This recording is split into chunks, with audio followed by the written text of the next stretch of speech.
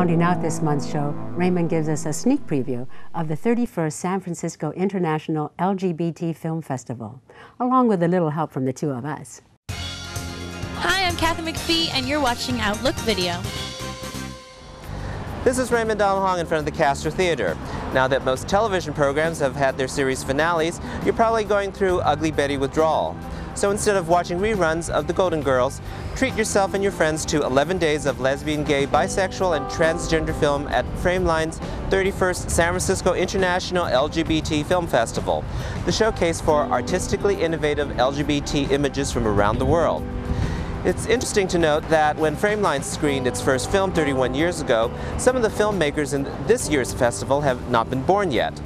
It's been a long road for Frameline since that day when its first movies were projected on a bedsheet on the wall. The film festival's over 250 films will be screened at 4 venues in San Francisco and Oakland.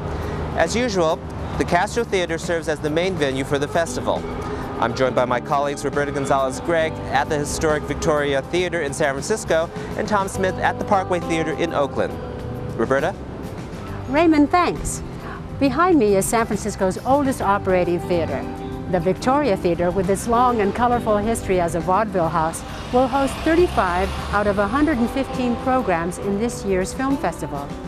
Over 170 short films will be screened at Frameline 31.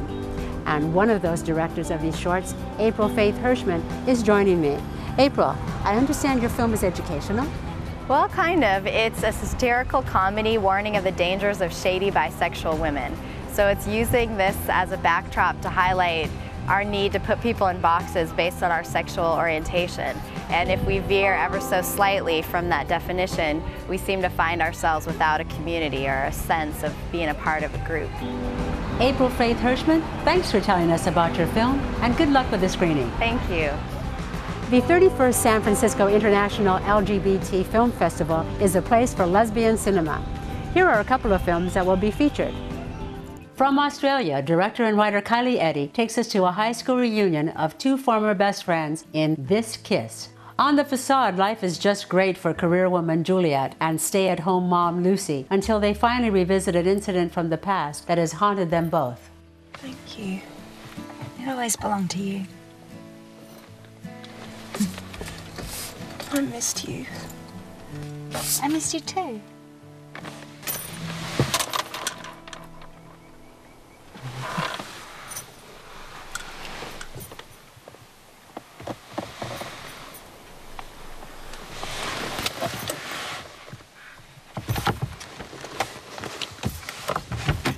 Canadian directors Dominique Cardona and Laurie Colbert focus on the dramas of Dr. Finn Jeffries and Zelly, the angry preteen daughter of her deceased longtime partner. Finn's Girl captures the emotion and tension of a single mom struggling to create a stable environment while raising a pot-smoking, shoplifting 11-year-old. You remember how I used to joke about being your dad? Well, I'm really your mom. You have 2 mums.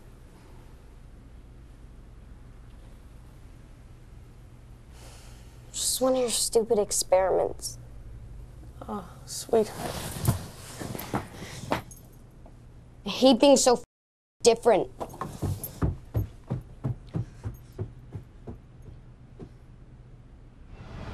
In addition to this venue, the Roxy Theater, just 2 blocks west of me, will be hosting Frameline 31. For those of you in the East Bay, the Parkway Theater near Lake Merritt is where you can find LGBT cinema during the festival if you want to stay in Oakland. My colleague Tom Smith is over there with more details. How's the weather over there, Tom? It's always sunny here, Roberta, and warmer than the West Portal district where I was last year. The Parkway Speakeasy Theater in Oakland, located near Lake Merritt, will serve as the 4th venue for this year's San Francisco International LGBT Film Festival. Unlike multiplexes with screening rooms that can be smaller than the men's room, the Parkway has comfortable love-seat sofas and cocktail lounge-style tables and chairs. But what makes the Parkway really unique is that it comes with a restaurant.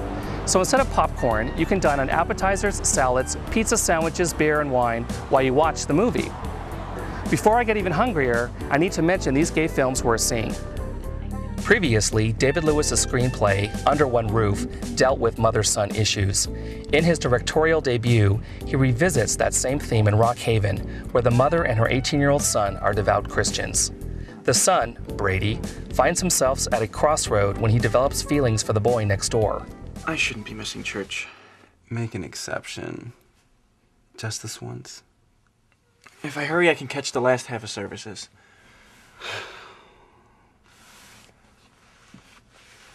I'm sorry. Well, this is still new to me. Don't be sorry. It's part of the deal. Why do you put up with me? You're cute. No, I'm not. And you don't have a mean bone in your body. Cuba has long had a reputation as a repressed island nation. In the documentary Odd People Out, we get an intimate close-up of the unusual and tragic persona of the late gay Cuban novelist Reinaldo Arenas, whose bold gay subtext of his works drew the ire of Castro's communist regime. Mira, yo ese día que él murió, yo no sabía nada que él estaba enfermo. Yo lo veía de ratico y yo ese día fui a Jibara por el círculo de abuelos que yo estaba. Fui a Jibara. Cuando llegué a la casa vi la gente de mi casa tan triste así, pero no pregunté nada. A mí no me lo dijeron, ya ellos lo sabían, pero ya a mí no me lo dijeron. Me lo dijeron otro día, a los dos días, es que me lo dijeron. Y yo sufrí tanto. Y ahí me lo dijo, un hermano mío me lo dijo. Dijo, y Reinaldo está muy grave enfermo. Digo, ¿qué es lo que tiene? Y ahí empezó a contar, a decirme que estaba enfermo. Y porque yo dije, tú estás muerto, y yo sí está muerto. Se me llenó la casa de gente y yo lloré tanto. Yo no quiero recordarme de ese día tan triste. 2 years ago, Frameline added transgender and bisexual to the official name of the film festival, and there's no shortage of transgender film this year. We return back to Raymond Donald Hong at the Castro Theater in San Francisco for those films. Thanks, Tom. And be sure to bring back some pizza when you get back. I sure will, Raymond. If it was cool to be black in the 60s and hip to be gay in the 70s, then this is the decade of the transgender person. With feature films such as Transamerica and 20 Centimeters, documentaries such as Cruel and Unusual, and television series such as Ugly Betty, transgender people are getting more exposure in today's media than ever before. Here are 2 documentaries worth seeing. Transgender teen Gwen Araujo was murdered in 2002. In Trained in the Ways of Men, the documentary goes into the actual court case of Araujo's murder and examines the so-called gay-trans panic strategy argued by the defense to get a lighter sentence for the criminals. Goodness. That's the hardest thing I've ever had to do in my life. I pulled them in the room and I said, I gotta tell you guys something. And what's wrong, Mom? I said, at that point I would say Eddie, I didn't say Gwen. So I said, they killed Eddie. He's dead. And they started crying hysterically. Brandon ran out of the room. And Michael just sobbed and sobbed and sobbed. I've never seen my children cry so much. In Vietnam, where there are few places for gay men to flourish in the mainly homophobic country, Love Man, Love Woman takes us to a traditional temple where they are able to express their sexuality and femininity, blurring the lines between genders and acting as mediums for female spirits and the Mother Goddess. Thường những người đàn ông ấy mà gọi là đồng cô ấy thì lên đồng bao giờ cũng đẹp hơn đàn bà. Thực tế những người đàn bà thật múa không dẻo vào những người đồng cô. Mà điển hình là ai? Tôi là đồng cô. Tôi lên đồng mấy chục năm rồi. Tôi lên đồng rất đẹp, yểu điệu. Tức là nếu nhìn sau lưng không ai biết là đàn ông. Đồng cô là xác là đàn ông, nhưng hồn là đàn bà. Thế thì những người Ý là những người thích son phấn nước hoa, thích trau chuốt này, thích được chiều chuộng này, thích được nịnh này, thì thành ra mới thành ngôi đồng.